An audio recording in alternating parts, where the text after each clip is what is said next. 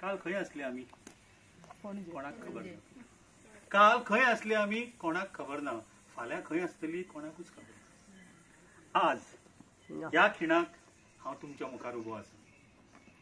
आज ह्या खिणाक हांव तुमच्या मुखार उबो आसा. तुम्ही म्हाका वळखतात? ह्या खिणाक हांव तुमच्या मुखार उबो आसा.